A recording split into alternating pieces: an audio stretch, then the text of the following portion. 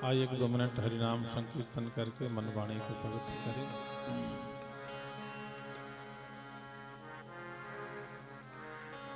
सिया राम कहियो, सिया राम कहियो, सिया राम कहियो, सिया राम कहियो, सिया राम कहियो, सिया राम कहियो, सिया राम कहियो, सिया राम कहियो, सिया राम कहियो, सिया राम कहियो, सिया राम कहियो, सिया राम कहियो, सिया राम कहियो, सिया राम कहियो, सिया राम कहियो, सिया राम कहियो, सिया राम कहियो, सिया राम कहियो, गाइए सिया राम कहियो, सिया राम कहियो, सिया राम कहियो, सिया राम कहियो, सिया राम कहियो, सिया राम कहियो, सिया राम कहियो, सिया राम कहियो, सिया राम कहियो, सिया राम कहियो, सिया राम कहियो, सिया राम कहियो, जय हो सिया राम कहियो, सिया राम कहियो, सिया राम कहियो, सिया राम कहियो, सिया राम कहियो, सिया राम कहियो,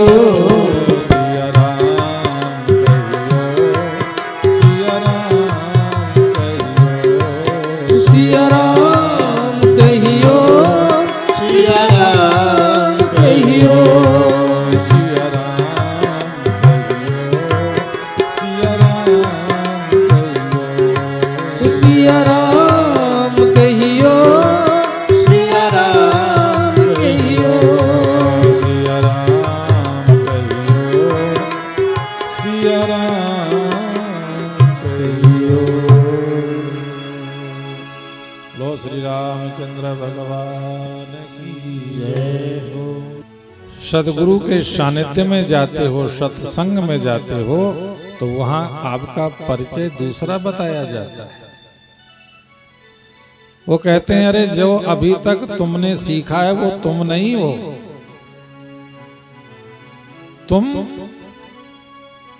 देह नहीं हो, देह से अलग हो, देह के मालिक हो। तुम शरीर नहीं हो, शरीर के तुम मालिक हो। ये शरीर तुम्हारे बिना नहीं चलता। जिस दिन तुम इस देह को छोड़ दोगे उस दिन देह नश्वर हो जाएगा। ये जो संसारी शरीर है ये नश्वर है और जीवात्मा क्या है? अविनाशी है, ये अमर है।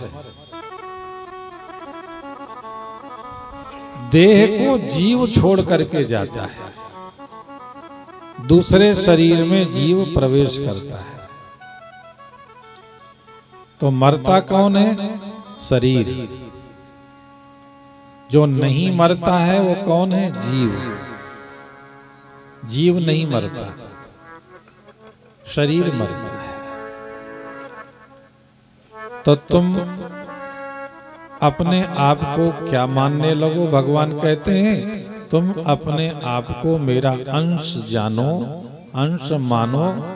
तुम मेरे अंश हो, अविनाशी हो, जीवात्मा हो। ये भगवान की पाठशाला में आपको बोध कराया जाता है।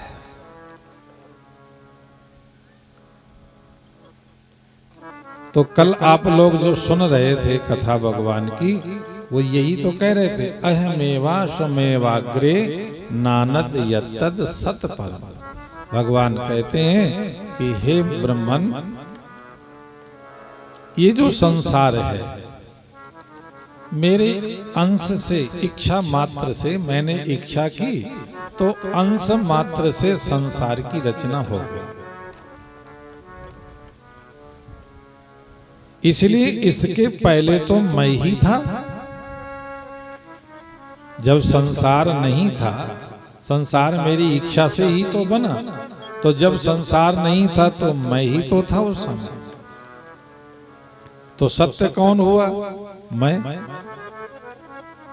मैं माने ब्रह्म, मैं माने आत्मा। आत्मा भी ब्रह्म है, ब्रह्म ही आत्मा है। तो फिर भगवान कहते हैं मैं आत्मा हूं, तो आप कौन है? आत्मा वेदै सर्वम, ब्रह्म वेदै सर्वम। तो जैसे ब्रह्म सब में व्यापक है, ऐसे ही आत्मा भी समस्त शरीरों में व्याप्त है। तो सत्य क्या हुई? आत्मा। तो तुम अपने आत्मा को जानो, अपने स्वरूप को जानो। तुम अभी तक जाने हो शरीर को जाने, शरीर का परिचय देते हो। आप ठाकुर साहब हैं, आप पंडित जी हैं, आप गुप्ता जी हैं। ये जीवात्मा ना पंडित है, न गुप्ता है, न ठाकुर है, न शूद्र है। ये जो शरीर है ना, ये शरीर के आगे लगता है सब। ये शरीर जिस घर में पैदा हो गया, उस घर का नाम जुड़ गया। शरीर जिस गांव में पैदा हो गया, उस गांव का नाम जुड़ गया। परंतु ये जो जीवात्मा है,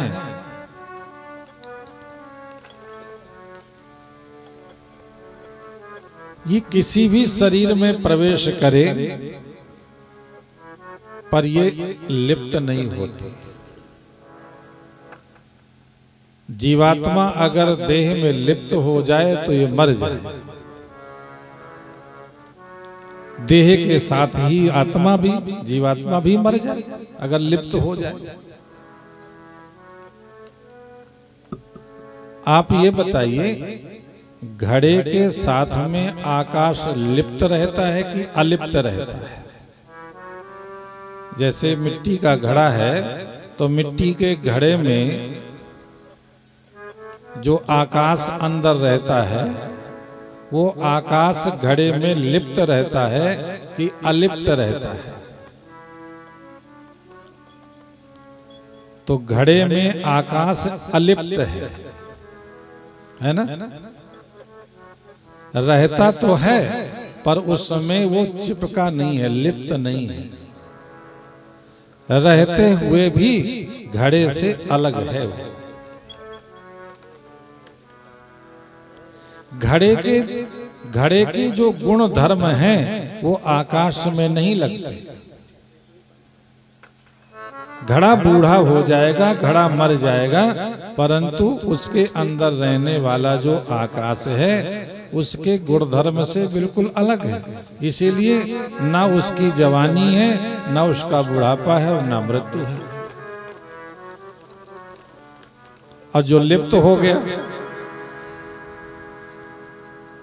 तो जब शरीर है, शरीर में जो लिप्त है, तो शरीर के साथ ही उसका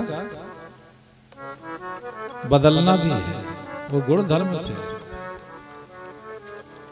तो शरीर में इंद्रियां हैं।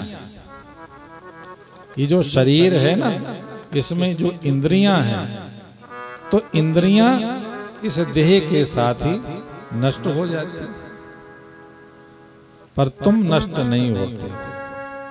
भगवान कहते हैं तुम मेरे अंश हो, तुम जीवात्मा हो, इसीलिए तुम अविनाशी हो। तुम कभी मरोगे नहीं। और एक बात जरूर ये कहते हैं कि जो अपने को मरने वाला कहते हैं वो मूर्ख है। जो कहते हैं हम मर जाएंगे वो लोग बहुत पापी हैं। जो ये कहते हैं मैं मर जाऊंगा उनको बहुत पाप लगता है।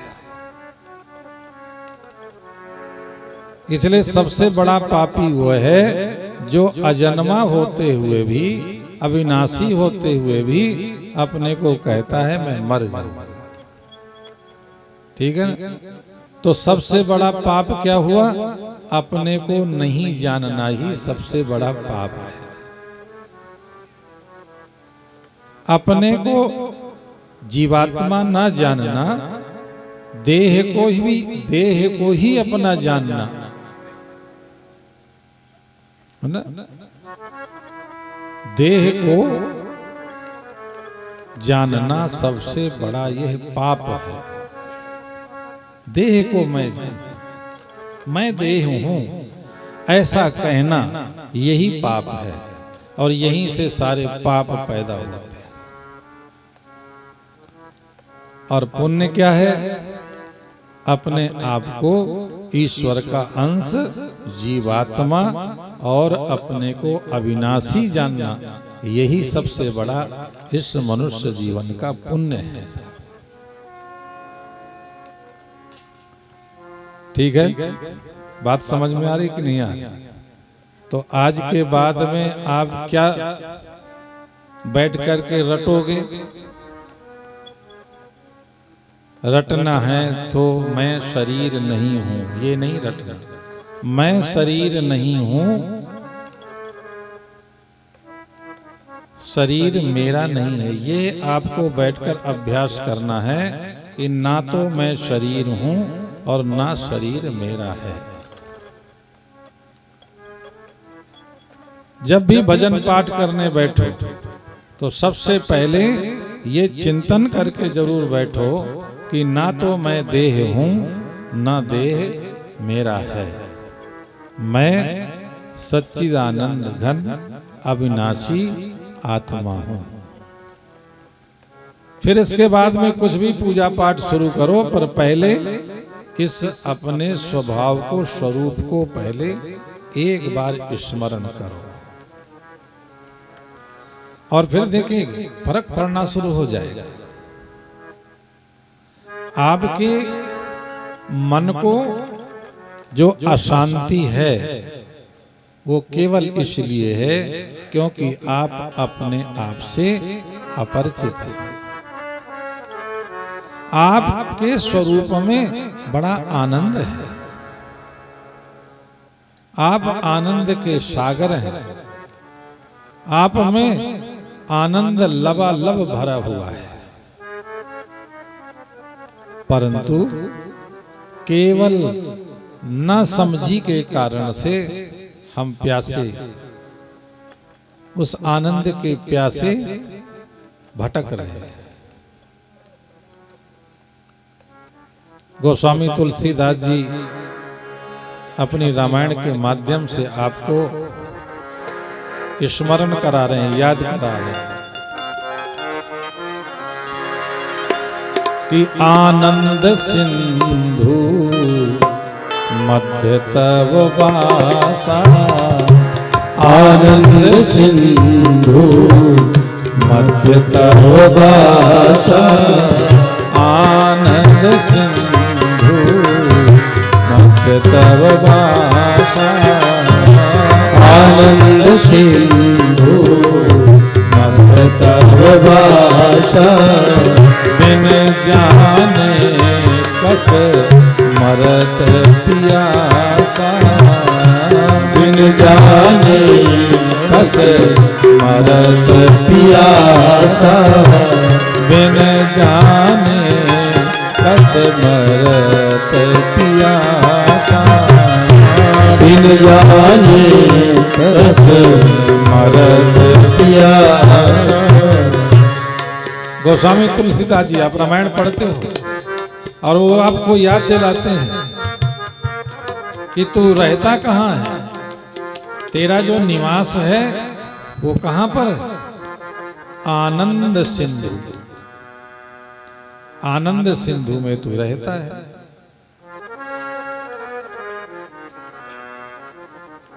ईश्वर आनंद का सागर है, ठीक है ना। वो एक स्तुति नहीं गाया करते, तू प्यार का सागर है, तू प्यार का सागर है, तेरी एक बूंद की प्यासे हम, तू प्यार का सागर है, तेरी एक बूंद की प्यासे हम, प्यार का सागर है। ये स्तुति भी गाते हैं ना, तू प्यार का सागर है, आनंद का सागर है। और आनंद सागर में रहते हुए एक बूंद के प्यासे हैं। पपीहा सारा दिन कहता प्यासा हूं, प्यासा हूं, प्यासा हूं। मछली पानी में रहती है और कहती है प्यासी हूं, प्यासी हूं, प्यासी। सागर में रह रही मछली और फिर भी कहती है प्यासी। आप भी तो यही स्थिति आपकी है कि रहते तो आनंद सागर में हो, ईश्वर के संग में हो, ईश्वर के साथ में ही हमेशा रहते हो, परंतु फिर भी कहते हो क्या करें। उस आनंद को पाने के लिए कहां कहां भटकते हो। आनंद के पाने के लिए प्रधानी का चुनाव लड़ते हो, आनंद को पाने के लिए विधायकी का चुनाव लड़ते हो, आनंद के पाने को मिनिस्ट्री, परंतु वहां आनंद कहां और भागते चले जाते। ये तो मृग तृष्णा का जल है साहब। ये जो संसार है ना, संसार की जो पद प्रतिष्ठाएं हैं, संसार का जो सुख है, ये तो मृग तृष्णा का जल है। जैसे गर्मी में आप राजस्थान में चले जाओ, बैसाख जेठ का महीना हो और रेगिस्तान में राजस्थान में आप चले जाओ, तो जैसे ही आपकी गाड़ी पहुंचेगी तो आपको ऐसा लगेगा दोपहर में कि मेरे थोड़ा सा आगे जो है ना लबालब पानी भरा हुआ है, लहराता हुआ पानी दिखाई देगा। गर्मी के कारण से रेत में जल दिखाई देता है, दूर दूर तक पानी नहीं होता पर रेत में पानी दिखता है गर्मी के कारण से। और रेतीली जंगल में जो मृग है ना, उसको प्यास लगती है और वो पानी पीने के लिए वो रेत में दौड़ता है, और जितना ही दौड़ता है पानी की तलाश में, वो पानी और आगे आगे बढ़ता चला जाता है, क्योंकि पानी तो वहां है नहीं, सब तरफ रेत है। तो जितना ही दौड़ता है वो पानी उतना ही और आगे दूर दिखाई देता है, पहुंचता है वहां मिलता नहीं, फिर आगे दौड़ता है और उस पानी के पीने के लिए प्यास से तड़प करके उसी रेत में मृग मर जाता है। ठीक है ना? ऐसे ही संसार एक मृग तृष्णा का जल है। और सब यहाँ सुख पाने के लिए हम पता नहीं क्या क्या प्रयास करते हैं, और जितना ही हमको सुख की ओर हम जब बढ़ते हैं तो वो सुख और आगे बढ़ता जाता है, फिर हम उसके पीछे लगते जाते हैं और फिर भी प्यास कभी नहीं बुझती साहब। ये पैसे से, पद से, प्रतिष्ठा से, कीर्ति से, सम्मान से कभी किसी की प्यास ही बुझी नहीं। तुम्हें कितना सम्मान मिल जाए पर उस सम्मान से अभी कभी संतुष्टि नहीं होती। कितना आपके पास धन मिल जाए, अब आप देख रहे हो यहीं पर, जब हम यहाँ कथा करने आए थे समाधि बाबा में, तो एक भी रहने के लिए कमरा नहीं था। तब भी बढ़िया गुजारा होती थी, कथा होती थी कि नहीं होती। अब 5-6 कमरे बन गए, फिर भी कमी पड़ी है। लगता है और 2-4 बन जाए। जब और 2-4 बन जाएंगे तो और भी कमी हो जाएगी, और करते करते मर जाएंगे, पूरी होएगी।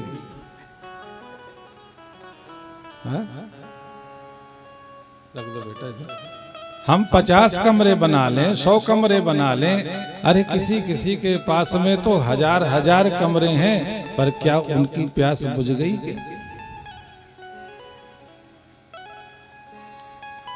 ये घटता नहीं, बढ़ता जाता है। जब तक संतुष्टि नहीं होगी, समझ नहीं होगी, तब तक ये दौड़ भाग ये चलता रहता है। आनंद सिंधु मध्य तव बासा, पर बिन जाने कस मरत पियासा। भगवान कहते हैं ठहर जाओ। अगर तुम्हें अपनी प्यास बुझानी है तो दौड़ो मत, ठहर जाओ, रुको। जहां हो वहीं से तुम्हारी प्यास बुझेगी।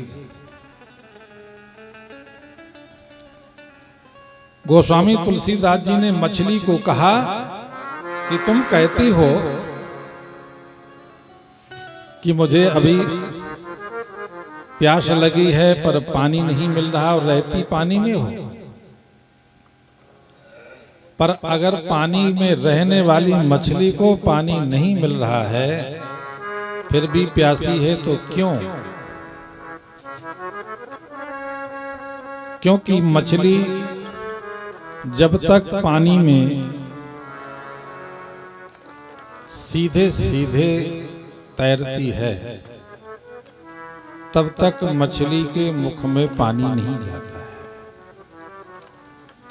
और जब मछली तैरते तैरते पलट जाती है, माने ऐसी उल्टी हो जाती है, तो उलटते ही मछली के अंदर पानी मुख में चला जाता है।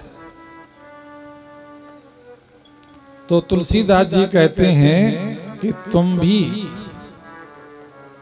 पलट जाओ। तुम कैसे पलट जाओ? कि अभी आपकी जो साधना है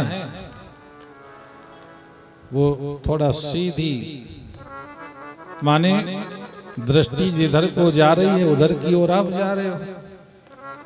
इंद्रियां जिधर की ओर जा रही हैं, इंद्रियों का मुख जिधर है उधर आप जा रहे हो। कहते हैं थोड़ा पलट जाओ, माने अपनी इंद्रियों का जो मुख है वो अंदर की ओर करो।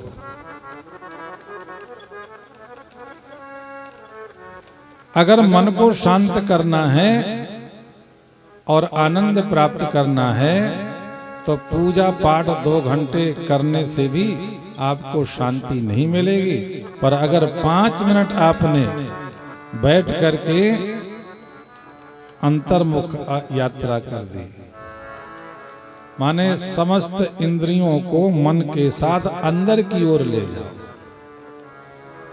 कहाँ? अपने इस शरीर के अंदर, हृदय की तरफ। और जब आप अपने मन को इंद्रियों के सहित अंदर ले जाओगे, तो पहले तो घबराहट होगी। शुरुआत में तो आपको अटपटा सा लगेगा, क्योंकि वहां अंधेरा पहले नजर आएगा, और अंधेरे में किसी को अच्छा नहीं लगता, तो वहां प्रकाश की आवश्यकता पड़ेगी। तो अगर प्रकाश की आवश्यकता पड़ेगी तो प्रकाश कैसे मिले? तो प्रकाश के लिए व्यवस्था जो है वो गुरुजी ने की। उसी समय आप बैठ करके गुरुजी के द्वारा जो दिया हुआ नाम मंत्र है ना, ये मणि है। ये प्रभु का नाम जो है मणि है, और मणि के अंदर तेज होता है, प्रकाश होता है। और जैसे उस मणि को, राम नाम रूपी मणि को जैसी अंदर आप स्थापित करोगे तो देखोगे धीरे धीरे अंदर अपने आप अंधेरा छटता जाएगा।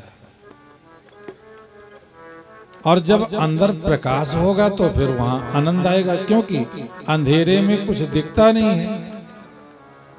घर में खजाना तो सब कुछ भरा है, पर अंधेरे के कारण से दिखता नहीं है। जब प्रकाश हो जाएगा तो आपको अपने खजाने का ज्ञान हो जाएगा। अच्छा, एक बात बताओ, जिस जगह आपका खजाना गड़ा हो वहां आपको लेटने में, बैठने में अच्छा लगता है कि नहीं लगता? जिस घर में आपने 1 करोड़ रुपया माने आपने घर में कमरे में छिपा रखे हैं, तो जिस कमरे में करोड़ हैं आपको उसी में लेटने में अच्छा लगेगा कि नहीं लगेगा? बहुत कम लोग ऐसे होंगे कि जिस कमरे में धन गड़ा हो और बाहर बरामदे में लेटते हो लोग। मान लो अगर आपको ये जानकारी हो गई कि यहाँ पर करोड़ों की संपत्ति अंदर है, हीरे जवाहर सब भरे पड़े हैं हमारे अंदर, तो अब बताइए आपका अपने घर से बाहर जाने की, निकलने की इच्छा होगी फिर? अरे जब अपने ही घर में खुदाई है तो काबे में सजदा कौन करे? है? जब अपने ही घर में भरा पड़ा है माल जो है, खजाना, और घर में ही जो हमारे देवता विद्यमान है, विराजमान है, तो क्या हमें बाहर फिर जाने की जरूरत पड़ेगी? अच्छा ये बताओ, पड़ोसी के घर में प्रकाश है और तुम्हारे घर में अंधेरा है, तो तुम क्या करोगे? अंधेरे में बैठोगे कि बगल वाले के घर में जाओगे?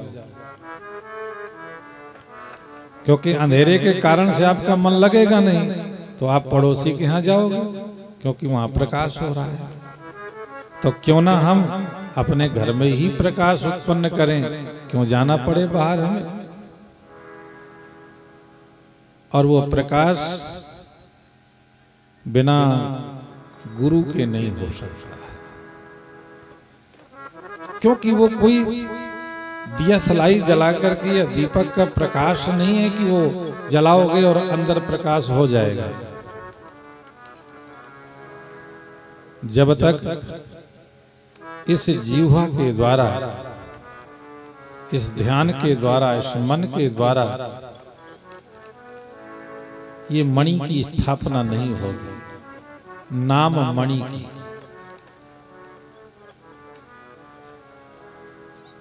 इसलिए भगवान कहना चाहते हैं कि एक बार अपने आप को जानो।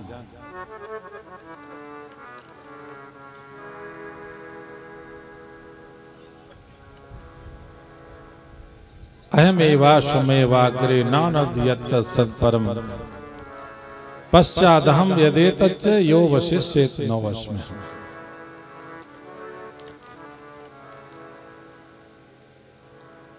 कर्दम मुनि तपस्या कर रहे थे, और तपस्या में उन्होंने क्या देखा कि हृदय में ही अपने परमात्मा के स्वरूप का दर्शन किया, और दर्शन करके ध्यान में मग्न हो गए, मस्त हो गए। और जैसे ही उनका ध्यान लगा, ध्यान के बाद समाधि लग गई, और कर्दम ऋषि समाधि में करोड़ों वर्ष बैठे रहे। कर्दम ऋषि का जो शरीर है ना, एकदम कमजोर हो गया, और यहां तक हुआ कि कर्दम ऋषि के देह के ऊपर दीमक लग गई। कर्दम ऋषि कहने लगे, महाराज मैं तो ये चाहता था कि सन्यास धारण करूं, आप कहते हो विवाह करें। भगवान कहते हैं ये मुझे पता है तुम्हारा कल्याण किस में है, इसीलिए आप विवाह करो। तो कहने लगे महाराज विवाह से मुझे क्या लाभ मिलेगा?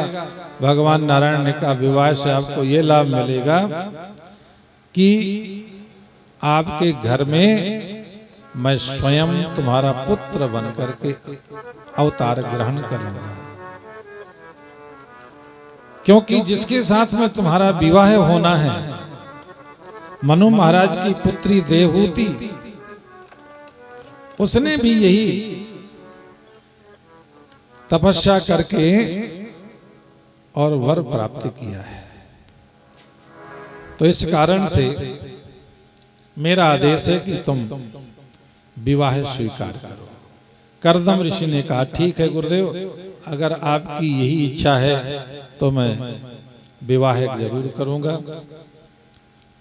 पर मेरी एक शर्त है कि महाराज विवाह हो जाएगा और जैसे मेरी कोई संतान हो जाएगी तो मैं सन्यास धारण कर लूंगा। भगवान ने कहा वो कोई बात नहीं। भगवान श्री नारायण की कृपा से मनु महाराज की पुत्री देवहूति का विवाह कर्दम ऋषि के साथ में कर दिया। देवहूति और कर्दम दोनों आश्रम में रहते थे और वहीं आश्रम में रह करके देवहूति और कर्दम दोनों तपस्या करते थे। हमें इस वर्ष बड़ा सौभाग्य मिला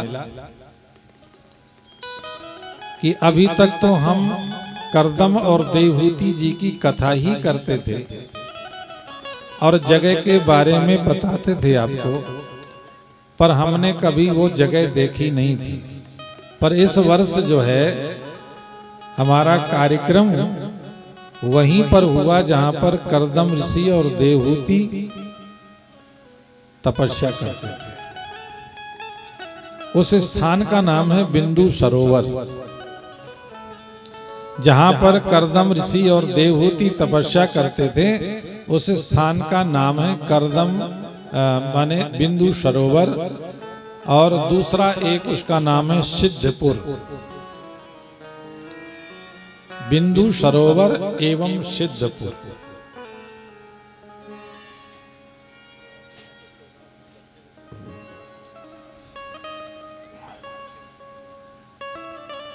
तो इस वर्ष ईश्वर कृपा से हमें वो अवसर मिला और गुजरात प्रांत में ये स्थान है, अहमदाबाद के नजदीक पड़ता है। बिंदु सरोवर से अहमदाबाद 60 या 70 किलोमीटर के डिस्टेंस में है।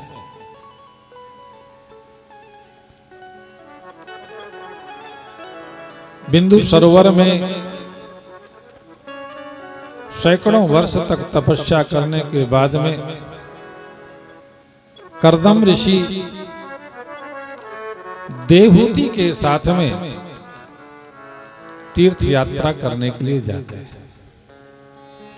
तीर्थ यात्राओं का भी अपना बड़ा महत्व होता है, क्योंकि तीर्थ पवित्र स्थान होते हैं। इस वर्ष जो हमारा वहां पर कार्यक्रम हुआ, लोगों ने जो भी हमारे पास गए थे श्रोता लोग सुनने के लिए, उन लोगों ने ये कहा महाराज जी, वास्तविकता ये देखा गया कि इस स्थान में सतोगुण की मात्रा बहुत ज्यादा है। पॉजिटिव एनर्जी जो है ना इतनी ज्यादा थी कि लोग 7 दिन रहे वहां पर, इतने आनंद में, इतने शांत कि कभी वो सोचते थे कि हमने कभी सोचा भी नहीं था कि इतना मन को विश्राम और शांति मिलेगी। तो वो स्थान का भी एक अपना प्रभाव होता है। जैसे यहाँ पर समाधि बाबा में जब लोग आते हैं तो बहुत से लोग यही कहते हैं कि महाराज इस स्थान में बड़ी ही शांति है, क्योंकि यहाँ भी पूरी भरपूर 100% जो है, जिसको कहते हैं ना एनर्जी, पॉजिटिव एनर्जी यहाँ पर पूर्ण रूप से समाधि